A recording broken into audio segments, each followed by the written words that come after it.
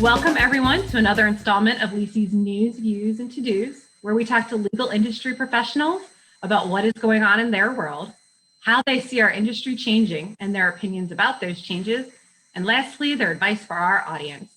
Today, I'm excited to talk to Amber Bollman, the Director of Client Service Initiatives at Barnes & Thornburg. Thanks so much for being on, Amber. Thanks for having me, Taryn. It's great to see you and catch up. It has been great to catch up. Amber and I know each other from the Indianapolis area, which is where I'm from. We actually met through LMA in Indianapolis, but we actually have both worked for the same law firm in Indianapolis as well. But Amber moved to the West Coast, I think probably 18 months ago. Yeah, about right.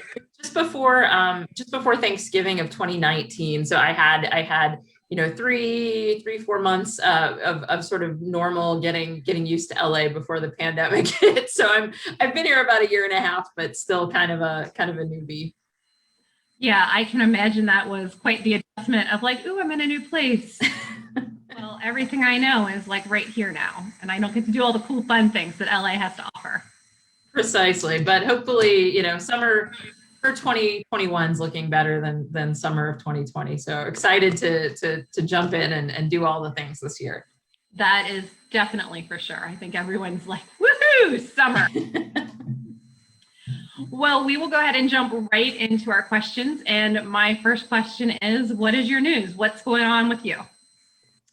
Well, I guess a couple pieces of news, I guess related to our prior point about the pandemic. I just got my second shot this past day, and it sounds like, Taryn, that you got your second one. I did as well. So that's a great bit of personal news.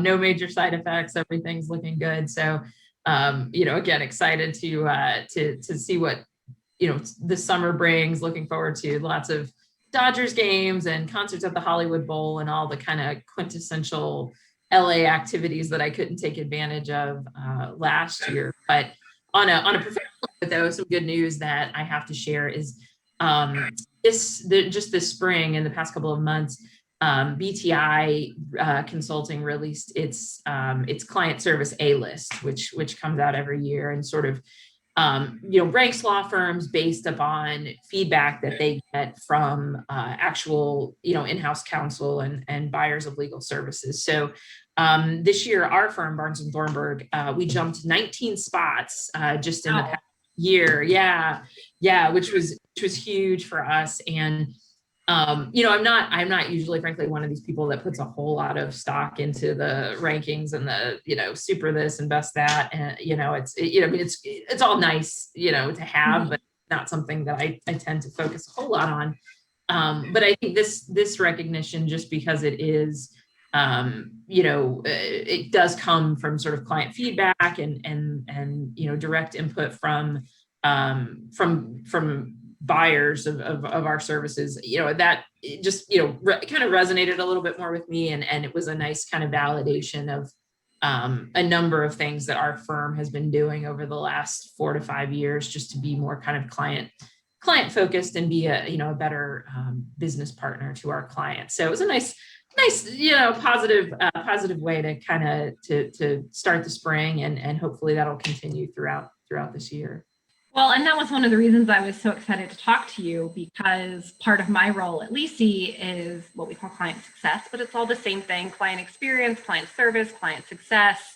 Like, what are we doing at every step of the customer journey? Well, part of that is before they even become a customer, but then it doesn't end there. What are we doing on the backside of that once they are a customer, to make sure that we are meeting their needs and catering to them in the same way we catered to them when they were a prospect and we were trying to get their business? And so I love that your firm, and then specifically you in that role, has made that a focus of how, as a law firm, can we best serve these clients so that way they continue doing work with us and they're happy about the work that we're providing to them. Yeah, precisely. And same, your role sounds terrific. Yeah, we've been kind of delving more and more into that kind of client experience piece over the last 4 to 5 years. Maggie Malloy, who I believe who's a part of my team and is just amazing. She and I, it kind of started a few years ago with just kind of client feedback interviews and the firm, embracing that. And, as a way, twofold, to kind of distinguish ourselves from other firms that aren't doing that. But then also, again, just to sort of be ahead of the curve, to recognize any, trouble spots or issues before they become major issues, and hopefully find ways to elevate our service as a whole. There's when you start hearing kind of the same themes from your clients again and again and again, that allows you to kind of push for more systemic, changes and that kind of thing. So it's been really great for us. And I think just frankly, having conversations about our clients that it isn't just, how do we go cross-sell more, and how do we go pitch more, and how do we, start, getting more work. It's more, what can we do to help them succeed? What can we do to be a better business partner? What can we do to kind of make ourselves, indispensable and build relationships that are long lasting? So it's been a great, it's a really fun role for me. And I think that the firm is starting to see tangible sort of benefits from that, which I hope will just, increase. Yeah, well, and the more benefits that you see, the more likely people are to want to participate, because we all know that can be scary when you're like, we're going to go in and talk to your clients. Let's find out what to say. But I think marketing is well positioned to do this, and I know that you started out in a marketing business development role, and I know that your client service initiatives live within your marketing and business development department. So can you talk a little bit? I'm just kind of curious. Like, I have my thoughts on why it belongs with marketing, but I'm curious as to what the transition was and like what you took from your role doing marketing and business development into your role on kind of what we think of as the other side of that for the client service initiatives. Yeah. Well, for me, it really felt like kind of a natural transition, because I do come out of kind of a more traditional business development kind of role, and which I always, loved. But, candidly, over the years, I would sometimes get a little frustrated because we would spend so much time, on pitches and helping our attorneys, land that big client or bring in that new piece of work. And then we just would sort of, it was like we would just drop off, and like we would never sort of find out, okay, what happened, or did everything go great, and it's on a growth path, did we end up on a winning an RFP, but then never really seeing that much work from it. What was kind of the next step? And sometimes we would hear about those things or be looped into those discussions, but not always. And so I think this is really just that next stage. Okay, now the client is in the door. We have an existing relationship with them. Where do we go from here? What can we be doing long-term, little incremental things to add value to cement those relationships, so that it isn't just this sort of, transactional, we're a vendor to you, but moving into more of that kind of trusted advisor space, and finding ways that we can help their businesses be more successful, even just outside of the legal work, we may or may not be doing. So it was, for me, it felt like a very natural transition, and something that really, I guess, kind of something I was always kind of intellectually curious about. And so it allows me to actually kind of be involved and be looking at, looking at our clients' SEC filings, or, news that might be breaking about, new facilities they're opening in other, jurisdictions and that kind of thing. And just trying to sit down and work kind of hand in hand with our partners to say, okay, this is a priority for the company. What can we do to help them out? What can we do to make our in-house contacts look better within their company, or be more successful in achieving their goals? So it's been a really fun transition, and it's still evolving. It's we're growing our kind of key client program and some of the things that we're doing. So I'm just excited to see where it goes over time. Mm-hmm. Well, and I love that you say that the role is a natural fit, because you got curious about it. Because I kind of had a similar experience. Like, at a certain point, I was like, well, we always talk about how there's less of a cost to keep the business we have or to get additional business from our clients. But we talk about it in a way like, here, I've done all this work on the front end, getting to know what our prospects are and getting to do all the marketing and, it's BD process. And here you go. And oh, don't forget, don't mess it up. That's easier for us to maintain that relationship or to get additional work than it is for us to start way back at the beginning. But good luck with that. Right, right. Yeah. You're right. It is kind of a curiosity thing of like, well, but what happens? And then, you kind of move into but like, what can I be doing? Because I already have this information. And I think, and this is kind of my next question, there's a whole analytic component that exists in marketing, but also just there's been an explosion of analytics. And so you find that you're then not only drawing on your marketing experience, but then drawing on reams and reams of analytics and data that we can now get, at our disposal, which wasn't the case when I started in legal. So that's been a change as well.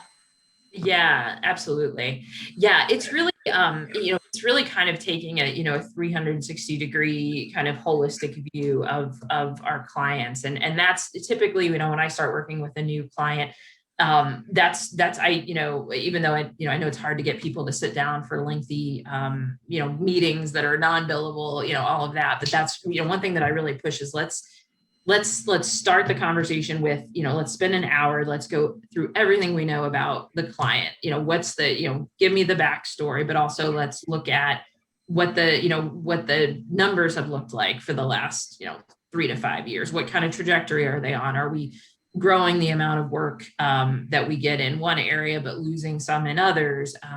What kind of hirings has the client been making? Have they been growing their in-house department? Just sort of using whatever data that we can draw upon to try to, again, just sort of elevate that service, bring more value. I think, as no surprise, we're constantly hearing from our clients that they want law firms that know and understand their business. And, and again, I think it's taking that deliberate time to sit down and parse through that and not just viewing everything as kind of a sales opportunity. I think, has been critical for us. And then the other piece too,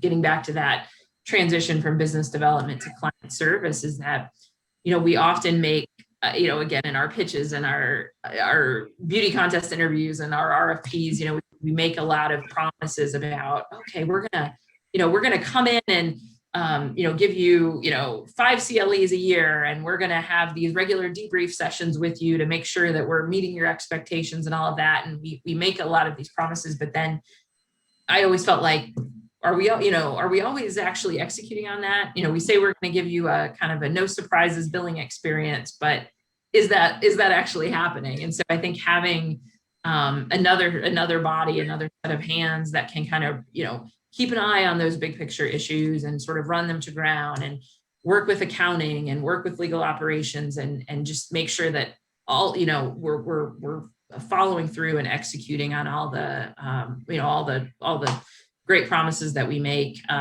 is just helpful. And I think, the attorneys appreciate just that there's somebody else keeping an eye on that, because they get so busy and just the churn of just putting out fires and doing the billable work, which is exactly what they should be doing. Exactly. That I think having somebody else to kind of keep that big picture vision in mind is really helpful. Yeah, I love that piece of, they're doing the legal work, and because my department, my group is handling these other things, then they can be the best they can at providing legal work, and we can make sure that everything else is filled in. So it is a comprehensive deliverable. I want to transition. I know we've talked about some change in the form of how analytics play a role in these new client service initiatives, which is by no means widespread in the industry. But what are some of the other changes that you're seeing in the legal industry, and what do you think the impact of those changes are? Yeah, well, it's actually the perfect transition point, Taryn, because what I was thinking about is that both at my firm, frankly, and at others, I am seeing more and more firms being willing to give kind of, I hate the term non-attorney, but not attorney business professionals kind of a greater seat at the table. Again, I think that's something that we've seen at our firm. Maggie and myself are both have JDs, but are kind of, haven't practiced in a number of years. We in the last, I guess 3 to 4 years, created a legal operations department that is largely kind of non-attorney business professionals.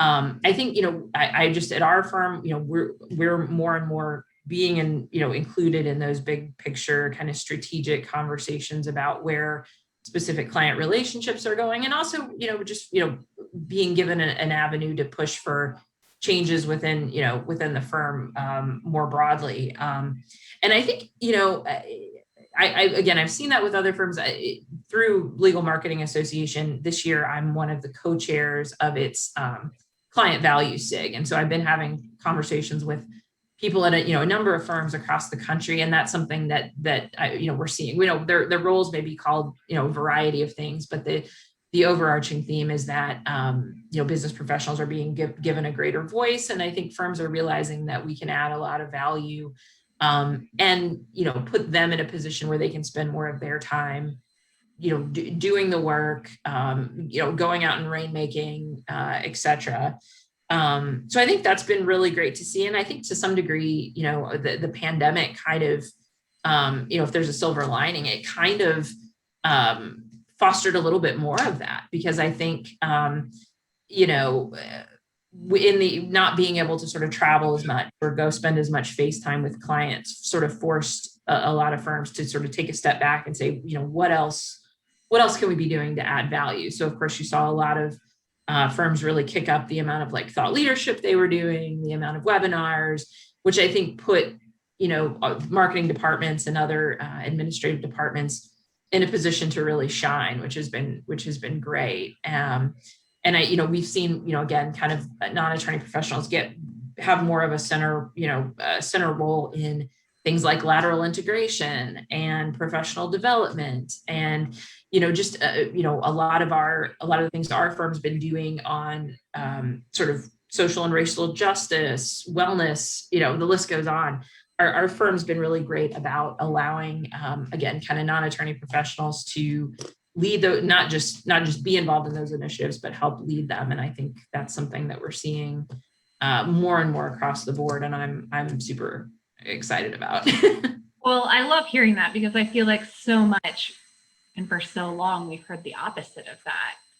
And hearing you say that and you're right. I'm definitely starting to see that in various places where non-attorney professionals are running different parts of it. And I agree. I think that getting away from all of the things that have traditionally been marketing or business development, for 50 years or 70 years or however long, well before there were even marketing departments in law firms, that for years, I feel like marketing departments had kind of been struggling to get away from some of those things because they didn't see the value there. And then to your point, this kind of gave a platform where we're like, oh, well, now we can't do some of those things. So let's work on these other initiatives and see what kind of feedback we get there, which so works well, because it should be a variety anyway. Not everybody's good at the whole, song and dance, wine and dine people thing. Like, they might be much better at writing. And now that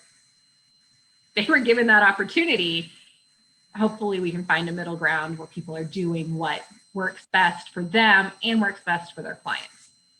Yeah. Well, it's interesting. I've read a lot in the last year about how, again, the pandemic, so many things being on Zoom, and everybody, how it's been a bit of an equalizer for associates, because, everybody's in the same little square box. And, whereas if you were a third year associate and you're in an in-person meeting in a boardroom and there's one partner really commanding the floor, and, you might be intimidated or not feel like you can speak up, but for some, reason now, sort of Zoom, because, younger associates and other folks are getting actual FaceTime with clients, and feeling like they have opportunities to sort of to speak up and share and show where they can add value. And again, I think that's been true of staff as well. So I think, again, if there's a silver lining to all this, I think it's given folks a chance to really shine and show the value they can add. And And, I think too, especially, again, I coming out of a marketing kind of space, Taryn, I'm sure you found this as well. Like the people that land in law firm marketing have such diverse backgrounds and come from bring to bear experiences working for so many other kinds of businesses and industries. And so I think the pandemic has forced us to sort of, break kind of those traditional patterns of this is how law firms market themselves and how they develop business, and sort of be more creative. And I think that's allowed us to draw upon that diverse set of experiences and skill sets. And again, hopefully that continues, as I think firms are seeing the success from it and seeing the value. Yeah, I agree with that. And I definitely see this as an area that we're starting to see change. But what is an area that you think should change and either isn't changing or is taking much longer to change than you think that it should for our industry? Yeah, I think, the area that comes to mind for me is diversity, equity, and inclusion. I mean, I feel like we've been having, that conversation ever since I've been in this industry, which is, 10 plus years now. I am encouraged. I will say that I'm optimistic. I think I've seen more what feels like genuine progress in the last year, year and a half than I had, previously.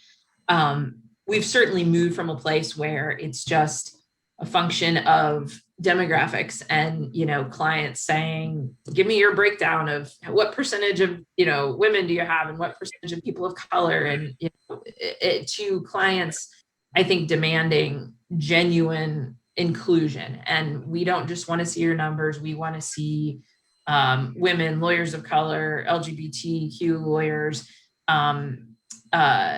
running important matters, and again, being given a seat at the table in important conversations, and being, really brought into the fold on, key client relationships. So I've seen a lot of genuine progress there. And again, speaking just, about my own firm, I've really been encouraged. Our firm, last year started a nonprofit foundation, focused on racial and social justice, funded entirely by donations from our attorneys and our staff, and that's something we're going to continue. And again, our talent resource groups. We've got, I think, 6 active talent resource groups right now, and I'm actually one of the co-chairs of our LGBTQ talent resource group, and we've really stepped up the amount of just programming and resources that we're putting out. We did a program in April with a speaker from the National LGBT Bar on transgender and non-binary issues in the workplace, and that's something that, frankly, I couldn't have even imagined being able to get a law firm to foster a conversation about that 5-6 years ago. But we did, and it was super well attended by folks at all levels within our firm, capital partners, administrators, paralegals, billing staff, accounting staff, etc. So it was really, it's an area that I think, it's not going as fast as I think many of us would like it to, but I am encouraged by what feels like genuine progress on that front, and more accountability, and not just kind of talking the talk. I'm seeing more of the walking the walk, which is exciting. And I hope it continues beyond just what felt like last year was this big seismic movement. I hope that it's sustained and if anything, accelerates. You gave some examples of what your firm has been doing, which I've seen. Full disclosure, Barnes and Thornburg has some large offices in the Indianapolis area. You work there, and I've always been very impressed with what your team has done. But if there was a marketer in a law firm of any size who wanted to make more of an impact at their firm in this area, what are some things that you would recommend would be like a starting point to kind of get the ball rolling? They have little to no diversity, equity, and inclusion efforts happening right now.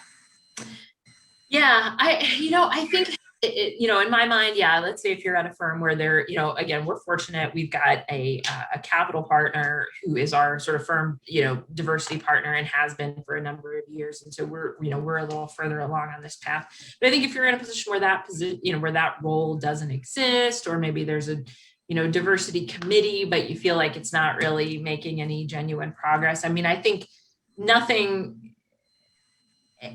no reason to recreate the wheel, right? I think that, a lot of, you can get a lot of benefit by just looking at what other firms have done, and look at organizations like the LCLD. They put out sort of best practices and resources. I think if you can use what other firms are doing as kind of a lever to sort of force some progress in within your firm, to say, look, here's what 9 other firms that look, similar to us, these are what they're doing. These are efforts that they're making. And if we don't, keep up, we're going to lose business. I think utilize those kind of resources, utilize that kind of competitive intelligence, and frankly, wherever you can, utilize the voice of the client. I mean, I think there's no shortage of, clients out there that have spoken very loudly and clearly that this is an expectation. This is no longer an aspirational goal. This is, we've set forth certain goals and criteria. And if you are not a firm that's helping us reach those, you're out of the mix. So I think if you can use that data, from clients, from other firms, a lot of the resources that have been developed to sort of drive change within your organization, I think you'll be well positioned. And I think, like with any kind of systemic or organizational change at a law firm, I think finding your allies, right? Having conversations both within your marketing department, but with others as well, to sort of build that coalition, to say that, this doesn't all have to fall on the shoulders of one person or one committee. This should be truly ingrained into the fabric of the firm. So I think if you can start, building that group of people that you can lean on, that you can exchange ideas with, I think that's critical. And the other piece of like DE&I advice that I always sort of come back to is, when you're making important decisions like that, when you're deciding what direction you want to go, take a look around and see who's not at the table, and see if you can find a way to bring those voices in. I love that last piece of advice, because it's so easy. Like, we talk about white space analysis for clients, and kind of the same thing. You can look around a table and say, this is where we're missing a diversity of thought, or this is where we could really use a different opinion or a different way of viewing things. Oh, totally. And look, and taking that approach in all ways, not, with regard to gender, with regard to yes. race, with regard to sexual orientation, with regard to different positions within the firm, what the experience of being, an out gay person looks like. If you're a capital partner, it's maybe a lot different than if you're, a file clerk in the IP department, and your experience may be different. And frankly, what you can add to the conversation is certainly going to be different. Yes. Well, I will get to our last question, which is, what advice do you have for our audience? Well, I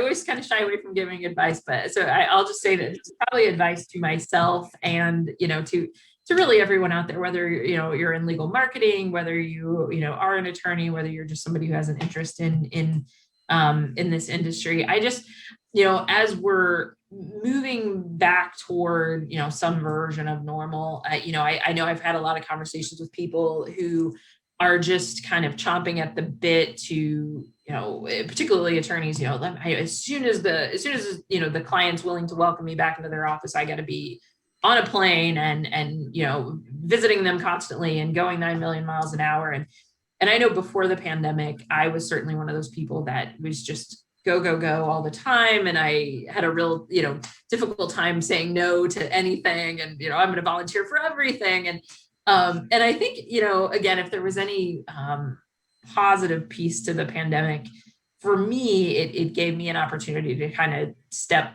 back a bit and kind of assess, what is the best use of my time, what is valuable, how am I making sure that, I'm having adequate time to myself, to, I've always been kind of a big walker, but I think during the pandemic, I think a lot of people became that where, oh God, I'm just going to take like at least one long walk a day just to get out of my house and get some exercise and clear my head.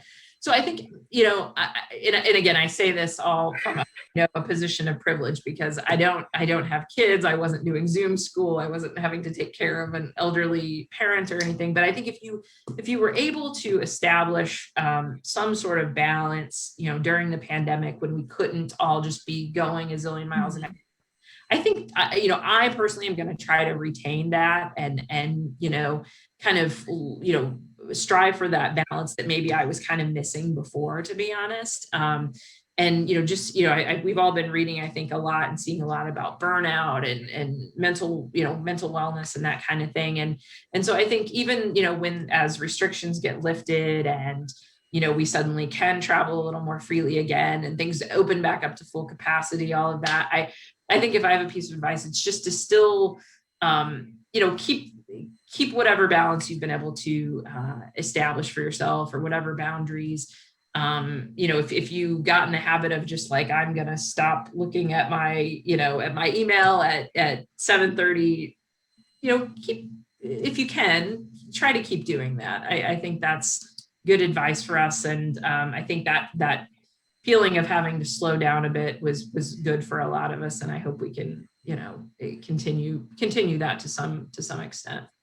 I agree. And I don't think it's necessarily like all of a sudden I'm going to start saying no to things, but I've had some time to reflect upon like what's important to me, what is important to I love, what is important, so that way I can achieve what I need to achieve, whether it's something that I choose to achieve or whether it's something that I must achieve because that's just, what's being called upon me at the time, but that I can say yes to the things that help me accomplish what I need to accomplish, and no to the things that maybe I've realized weren't filling any role in my life and they were just kind of there, and kind of having that balance that way between, what's important to me and what's not important to me, and kind of the extra stuff. Oh, totally. And I think like whatever it is that you think allows you to be kind of the best version of yourself. Mm-hmm. And I'm starting to sound like Oprah or something, but like, I feel like sometimes that I have a very short attention span. And so for me to sit down and just work, nonstop for 8 hours without a break, I lose steam, you know what I mean? And so like, I realized that I would much rather, at 2 or 3, like break away, take a long walk, clear my head, think about some things, come back a little bit more refreshed, even if that means that then I end up working a little bit in the evening, you know what I mean? Like, I think this is all forces us all to be a little more flexible in our patterns and our, our day-to-day lives. And so, and again, figuring out what works for us when it works for us. And so I think I'm going to try to keep that in mind as things get back to normal. And again, I am super excited about seeing people again and traveling again. But I also, want to avoid just that manic rush to just to go everywhere and be everywhere just because I haven't been able to do it. Yes. Well, Amber, thank you so much for being on. I won't keep you any longer, but we loved having you on. I loved our conversation about all of our topics. I think that they're really important and really something where we're going to see a lot of change in the legal industry in the coming years. So thank you, Amber, and tune in for our next episode of News, Views, and To-Dos. Thanks, Taryn.